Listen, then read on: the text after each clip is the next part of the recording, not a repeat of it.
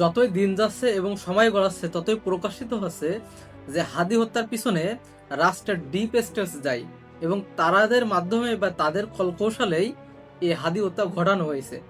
দিনকে দিন সেটাই পরিষ্কার হচ্ছে জনতার সামনে। সব থেকে অবাক করা বিষয় হচ্ছে যে সাংবাদিক দাম্পত্য সাগর রুনির হত্যাকাণ্ডর বিচার এখনো হয়নি, যেটা আসিফ নজরুল ক্ষমতা এসে বারবারই বলছিল এ বিচারের অবশ্যই করতে হবে এবং আমরা যদি না করি তাহলে আপনারা বারবারই আমাদেরকে স্মরণ করাই দেবেন। সো আসিফ নজরুলকে আবারও স্মরণ করাই দেওয়া হচ্ছে, এর কাজ কিছুই হচ্ছে না। সো হাদি হত্যার বিচারটাও দিন গেলে এমনই হবে বা এইভাবেই থেকে যাবে।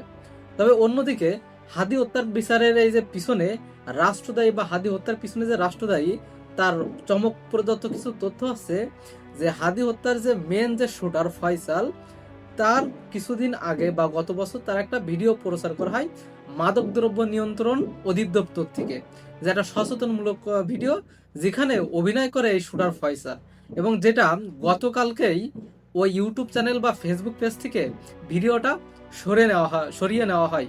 কিন্তু তার কোনো ব্যাখ্যা এখনো স্বরাষ্ট্র মন্ত্রণালয় বা মাদকদ্রব্য অফিসের কর্তৃপক্ষ তাদের পক্ষ থেকে স্পষ্টভাবে জানানো হয় নাই। এবং এই ভিডিও যে স্পন্সর সেটা হচ্ছে স্বরাষ্ট্র মন্ত্রণালয় তাদের টাকায় বা তাদের স্পন্সরে এই ভিডিওটা রেকর্ড করে বা পাবলিসিটি করে মাদকদ্রব্য অধিদপ্তর। তবে এর কোনো ব্যাখ্যা তারা দেয়নি, অবশ্যই তাদেরকে দিতে হবে।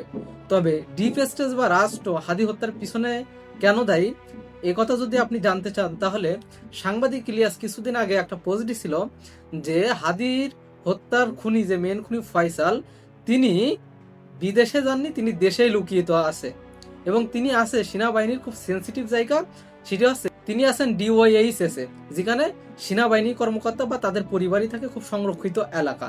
সো তার সর্বশেষ ট্র্যাক লোকেশন সেখানে পাওয়া গেছে। কিন্তু সাংবাদিক ইলিয়াস যখন এই নিউজটা দেয়, পরবর্তীতে তার সেই পোস্টটি বিটিআরসি রিমুভ করে দেয় এবং পরবর্তীতে সাংবাদিক ইলিয়াস আরো শিওর করে বলছে যে বিটিআরসি বা সেনাবাহিনী এই দায় ঘাড়ে নেবে না বলে তারা এটা আমার রিমুভ করে দিয়েছে। এবং তিনি বলে যে এই ফয়সাল যার বাড়ি আশ্রয় নাই ব্রিগেডিয়ার জেনারেল, সো তার নাম বলি নাই, শুধু এতটুকুই তিনি বলছে। সো এ থেকে বোঝা যাচ্ছে যে সেনাবাহিনীর বা রাষ্ট্রের গুরুত্বপূর্ণ পদে থাকা কিছু ব্যক্তি এই হাদি হত্যার পিছনে জড়িত। আর তার থেকে চমক প্রদত্ত কথা হচ্ছে যে খুনি প্রায় সময় সে ভিডিও করে আপলোড করছে, তিনি দাবি করছে তিনি দুবাই আছে, তিনি দুবাইতে কাজের জন্য গেছে। কথা হচ্ছে হঠাৎ করে সে কিভাবে দুবাই গেল, আর দুবাইয়ের তাপমাত্রা অনুযায়ী বা ভিডিওর ফরম্যাট অনুযায়ী মনে হচ্ছে তিনি দুবাই না, তিনি দেশেই আছেন, কারণ কখনো কম্বল কখনো হুডি গায়ে তিনি ভিডিও আপলোড করতেছেন। সো দুবাইয়ের পরিবেশ অনুযায়ী এখন রুমের ভিতরে কোনোভাবেই এমন পরিবেশে বা হুডি বা কম্বল গায়ে দিয়ে ভিডিও করা সম্ভব না। এবং পিছনে আরাবিক মিউজিক বাজিয়ে তারা ঘটনাটা মোড় দেওয়ার চেষ্টা করছে এবং এর পিছনে কাজ করছে বাংলাদেশের দুই এজেন্ট দালাল। সেটা হচ্ছে এক নাজমুস সাকিব, যিনি নাগরিক টিভি চালায়, এবং অন্যজন আছে জুলকারনাইম স্যার। জুলকারনাইম স্যার হাদি হত্যার প্রথম দিন থেকে মিসগাইড করে আসছে।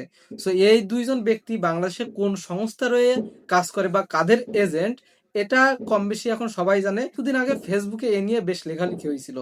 তবে দেখা যাক শেষ পর্যন্ত হাদি হত্যার বিচারের পিছনে কি হয়।